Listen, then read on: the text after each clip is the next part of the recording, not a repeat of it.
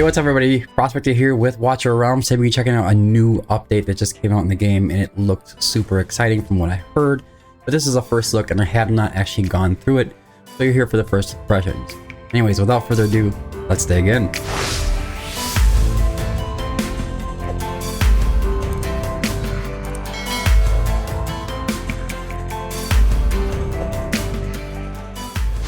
Alright, so the update. I did see like a little thing kind of pop up telling me what's going on like this. But I kind of looked through this a little bit.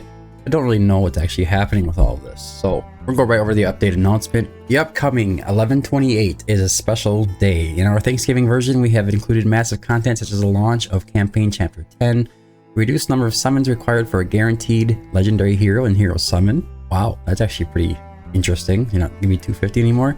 Enhancement for Velcra, Godblade of Northfrost, and Kai, the Beast Bang. It's about time they do something with Kai. We'll see though how it's going to turn out. I know it's going to be changed on the test server. We're going to have videos coming in the future. Reward enhancement for quests and adjustments to Odyssey quests and rewards. Additionally, we will launch a series of Thanksgiving events on 11/22, offering rare summoning crystals 15 and activity skin choice chest ×1 for free to everyone who participates. Skin choice chest ×1. Does that mean you can just pick a skin that usually shows up in the shop and just get it for free? I think that's what it's saying. Commanders, thank you for being with us every step of the way, and your unwavering support means the world to us. We're excited to embark on the next chapter of our adventure together. Oh, thank you, Moonton. We're happy to be here. Now, for summons. Invocation of Spirits. The pity timer activation has been adjusted from 200 summons to 180. Legendary hero is guaranteed within 200 summons. Now instead it was 220 before. It would ramp up. It would start ramping up at 200 summons, and then you get a little bit more, a little bit more, a little bit more until you got to 220, and then it was like a 100% chance to get a legendary. Sometimes that runs you right up to that 220. So now it's down to 200. That's very nice. Divine summonings. After the pity timer activates, the drop rate increase for per summon has been raised from 2% to 5%. Legendary hero is guaranteed within 20 summons. Ah, okay, so now it's only 20 summons for the legendary summoning crystals. These were horrible in the past. This is a huge, huge, huge thing. Anyways, you're gonna get a legendary every 20 summons guaranteed, which is a big upgrade compared to what it was before. Thank you again, Moonton. Now, number 3, Ancient Summoning. The pity timer activation has been adjusted from 200 summons to 185 summons. The legendary lowered hero is guaranteed within 200 summons. Every 200, it's going to be Legendary Lord. Limited summons. The pity timer activation has been adjusted from 250 summons to 200 summons to guarantee obtaining the limited hero. Boy, that would have been nice the first year around, wouldn't it? Well, maybe they're going to start limiting how many summons we're going to get as rewards. Maybe this all sounds amazing, but then it'll be really hard to get these summoning crystals. I'm not trying to be negative, I'm just thinking here. Now for the heroes, we have Velcra, Godblade of Northfrost. The basic attack deals 100% AoE damage to multiple enemies in range and inflicts 15% vulnerability magic damage on them, who deals 100% AoE damage to multiple enemies in range. And then they're adding a talent. Inflicts 15% vulnerability magic damage on enemies entering the attack range. When an enemy dies in range, increases Valkyra's damage by 15% for 5 seconds. Ah, so this is actually pretty decent. And Awaken 5, ally revived by miracle gains a Divine Blessing, increasing the damage by 100% for 10 seconds. When an ally is revived by Miracle, both an ally and Valk gain a Divine Blessing, increasing their damage by 100% for 10 seconds. So they both get the 100% boost, and the inflicts vulnerability is just going to be on any enemies that come into range. Which is interesting. Alright, Kai, the Beast's Bane. Talent optimization. Placing Worm Snare no longer interferes with the hero's basic attack action. The placement range of the snares has changed to adjacent tiles. I don't know. The problem, I think the guy should be pretty good in like a Pelagios boss or something like that, but right now he's just trash, and I think it'd be a really, really good opportunity for him to get him, you know, available to be used on the Furious Torrent. Doomsday Cluster. Increase the initial range of from 400 to 550. Before launches a cluster projectile at one enemy in range. The explosion deals 350 to 500% AoE damage to up to 8 enemies, nearby enemies, and splits the projectile into 3 small bombs. After a short delay, the small bombs detonate, each dealing 100% to 150% AoE damage to up to 5 nearby enemies. Blah, blah, blah. So now we're going to be going up to, it looks like there's a damage increase for 400% to 550%. AoE damage up to 10 nearby enemies instead of 8, and releases up to 3 small bombs. Same. Each small bomb flies towards one enemy or nearby enemy, dealing 150 to 200, so it's up by 50%. AoE damage up to 5 nearby enemies. Cluster projectile can trigger every worm snare within the blast radius in advance. I mean, it's just more damage, which is what he needs. He really needs more damage. Doomsday Reprise. Skill revamped. Each enemy hit by the cluster projectile or small bombs with Doomsday Cluster restores 0.3 to 0.7% rage for the hero. When hitting enemy airborne units, the rage restored is double. Okay, so you get some more rage back. It's pretty nice. Skill revamped. After the cluster projectile hits, increases an allied marksman's hero's damage against airborne units by 14 to 20% for 10 to 15 seconds at max skill. Awakened 1 reduces the interval of placing some worm snare by 5 seconds, and the snare will inflict 20% damage reduction or defense reduction on enemies for 5 seconds when triggered. Okay. Awakened 2 revamped, cost -3. That's nice. Awakened 3 revamped. Each cluster projectile launched by Doomsday Cluster releases up to 3 extra small bombs after the explosion. Extra damage. Like I said, this is what he needs. Awakened 5 revamped. When Eradication Protocol is triggered, increases the affected allies' damage against airborne units by an extra 10%. Hero tags have been entirely revamped. Okay. Guild War, we have Season 6 coming out. New seasonal Demon Soldier added. It's Infernal Cleric.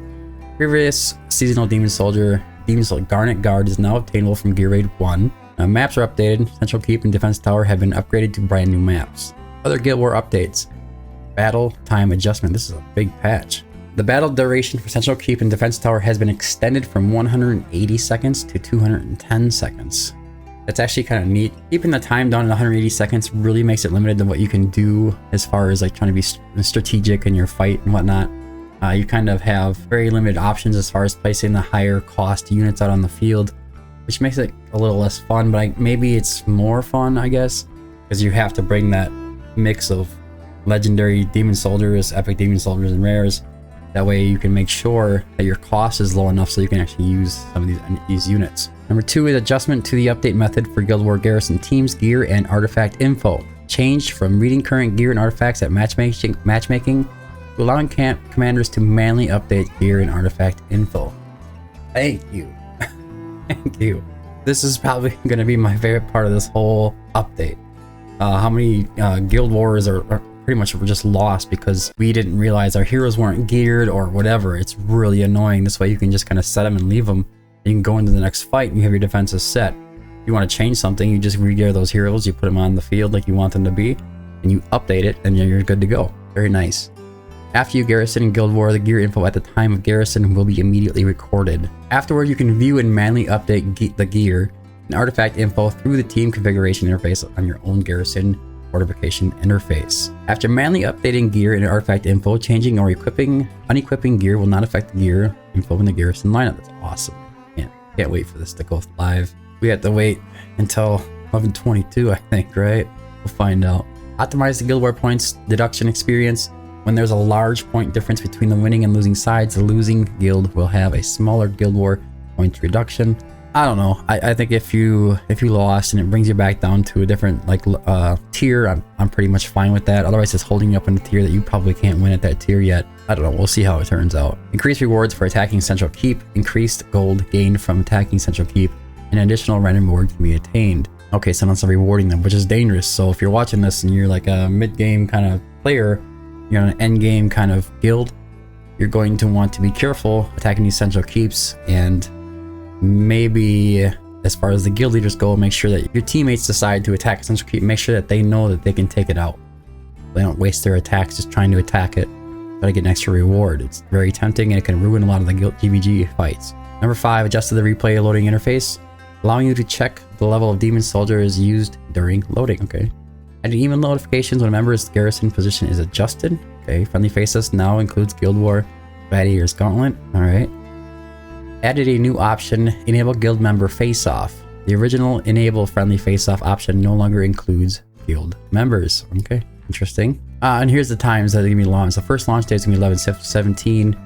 And server group 5, top 256 guilds, server 6, and top 64 guilds. Okay. Feature instruction: Gladiators Gauntlet is a top guild elimination tournament that launches right after each Guild Wars season's calculation phase.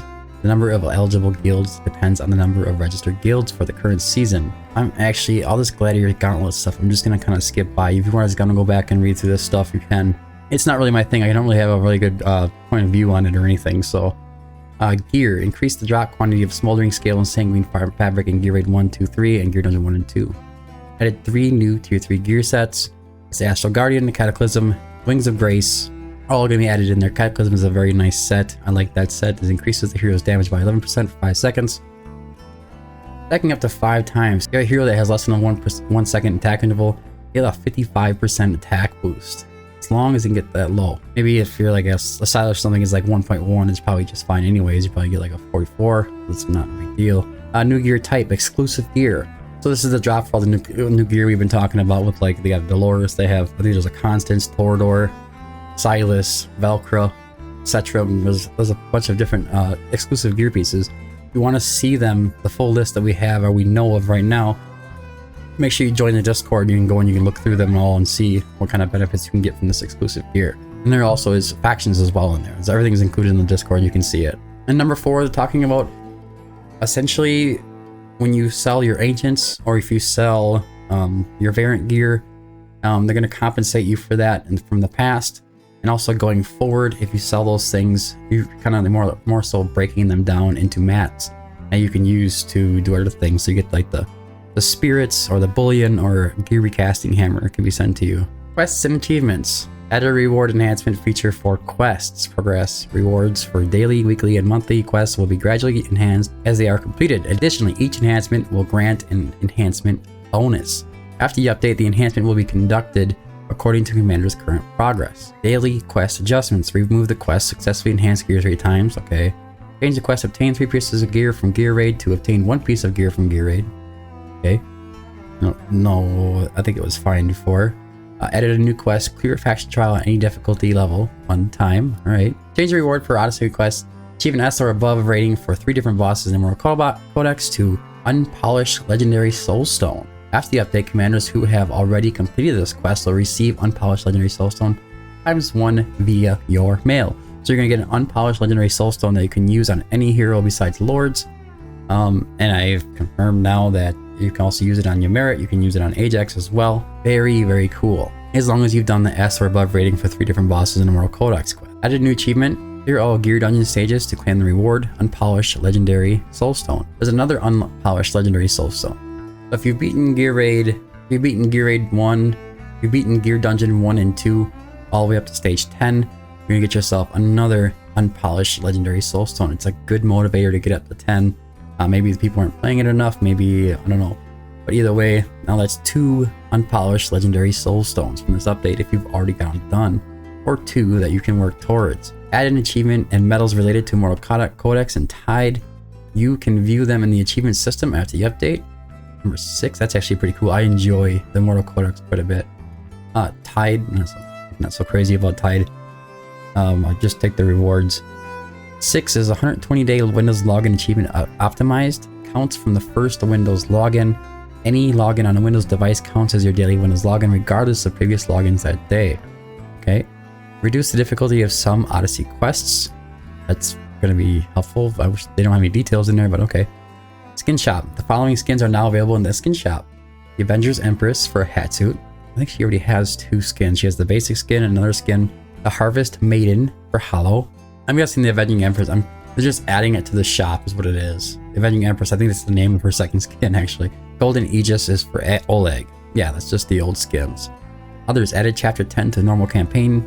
After clearing Stage 18 of Gear Raid 1, 2, and 3, the last slot of the Dwarven Association will offer items from the following list: Rare Summoning Crystals, Mythic Extracts, Stamina, Huge Stamina, Legendary Summoning Crystal, Ancient Summoning Crystals, these are shards, Refining Crystals, and Gear Recasting Hammers. Shards. After clearing Stage 18 of Gear Raid 1, 2, and 3, all gear available in the Dwarven Association will be Mythic. You can actually, if you just want to go in there and gamble, good deal.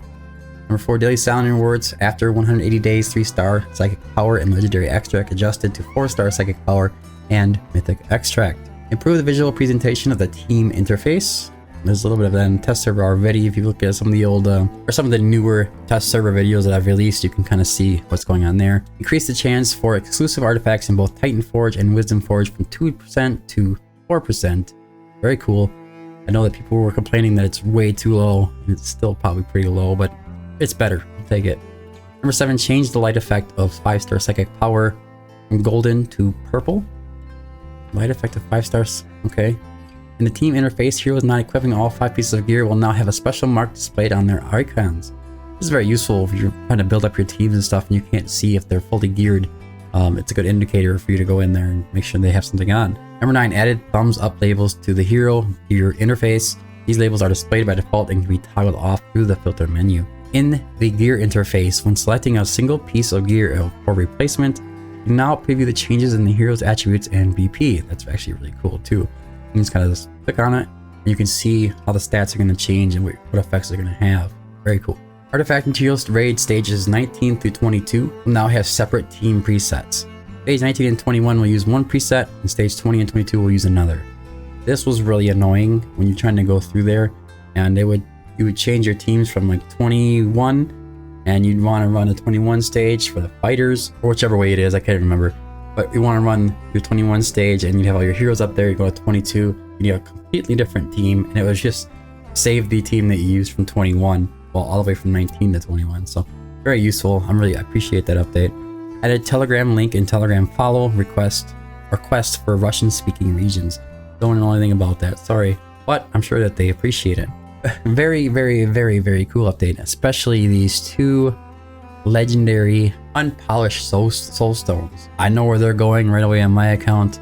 I am sitting on a, let me see here, I'll show you. I am sitting on Lust A2. That is definitely going to be going up to A3. I tried really hard to summon further, like 1200 summons. I only got 1 guaranteed. It was kind of shoddy, not great. Kagiri is also sitting at A2. Remember correctly. Where are you, Kagiri? Kagiri is also at A2 and an A3 when 10 seconds after sweeping strike is activated. Each direct damage dealt inflicts 1 additional damage at one time, equal to 35%. So it's basically like an extra 50%. Make sure if you're using Ember Strike, just damage 2 times, each time equals 25%. So it's like the Guild Boss 2 fight, you're looking at extra 50% damage coming out of Kagiri. It's massive, okay? And I'm pretty sure that's where we're going to put them. You don't have to worry about putting them on Lords, because you can't. So you can use them freely and whatever hero is going to help you out the most. Other heroes I would consider be something like just finishing off this Hex. It's tempting. It's very tempting. But I think I have to focus on Guild Boss 2 because that's the end game stuff. The other part that I want to sum up is going to be the Guild vs. Guild. Auto-equipping your heroes. You don't have to sit there and have all your heroes equipped every single time you start a new match with a new guild. And if you don't do it in time, then you're just kind of screwed. So that update is super, super exciting. It's huge. It's going to help us a ton. Exclusive gear is going to be hitting the game. And the exclusive gear is going to be hitting the game. That content is really exciting. We've been kind of holding on to all of our mats since we've heard about it. So being able to finally start crafting is going to be super useful. I wanted to go into this new update intro that they have up here. So just basically showing you get chapter 10. Exclusive gear. All new gear sets are going to be coming in. There's the 3 new gear sets. And the exclusive pieces for those sets going into for certain heroes or certain factions. It's gonna be very exciting. Guild Wars Season 6 is starting with new maps, a new Demon Soldier, Garnet Guards now farmable, very exciting as well. Charge Summon, new exclusive artifact. They are also changing the way that we are going to summon. Our pity timer is going to be a lot less, especially for the legendary summoning crystals. That was something that was truly needed, I think. Yeah, the exclusive rewards, the Frostbound Squad, I call them here, Frostborn Knight. These, I don't know what they're really talking about here. Are they talking about, I don't know, exclusive rewards, Frostborn Squad. It just basically says what they do. Doesn't really say, I must have missed something in there, not read something properly or whatever. I don't remember hearing anything about these things. Frozen Drifter, Frozen Skeletons, Frozen Raiders, Frozen Clerics, whatever. New boss emerges. This is actually really exciting. This is not in the updated announcement, but I think it's just kind of showing stuff. There's Setram times 7,000, which is just a built-up, tanky fortress version of Setram as a boss somehow. We have Cryolithos, Doomfrost Lord, which obviously looks like some kind of crazy vortex. I don't know. First clear rewards. For the stage, you get some diamond legendary summoning crystals. Here's the examples for exclusive gear. You can see increases damage dealt to shields by 20% from Setchum. That's very cool. These also have like kind of predetermined substats. Like the first two are always the same, if I remember correctly, and then the second two are debatable. They'll change, but they usually roll some decent stats on them from what I remember. The same thing with the Abomination one. And like I said before, join the Discord. There's all of that information in there. And all new gear sets they're showing here. The new maps here. The Central Keep and the Defense Tower. The new Infernal Cleric, a support demon soldier that is capable of enhancing nearby demon soldiers' resistance to magic damage. A new seasonal emote. New seasonal avatar border. And we have a really cool skin, it looks like, coming out for Isolde. It's actually really neat looking. Isolde is super useful. Everybody uses her. I mean, I still use her in the end game. We had new guild patterns, fresh chat, bubble refining crystals. There's just so much stuff going on here. Exclusive artifact, shard summon. So we're gonna do a shard summon for an artifact for Alora. Yeah, okay. What does that do? I don't know. I guess I'll have to go on the test server and find out. I will show you guys throughout the week. I'll be going to the test server and kind of going through all this. I'm gonna come back to this video and kind of confirm all these things throughout the test server. That artifact better be plus like 500% damage. I don't know what else is going to fix Alora, if you can even fix Alora, but we'll find out. I think they really like Alora. They want her to be really cool, and they always have. They push her a lot, and she just doesn't hit hard enough. She has really bad multipliers.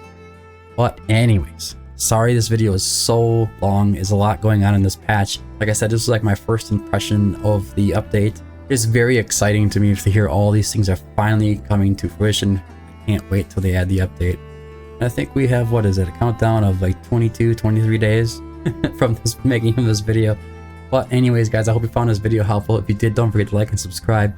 Make sure you join the Discord, especially if you want to check out those exclusive artifacts, or if you need takeovers, hero guides, all this stuff is all in there, stage guides, everything. But anyways, thanks for tuning in, and until next time, keep digging.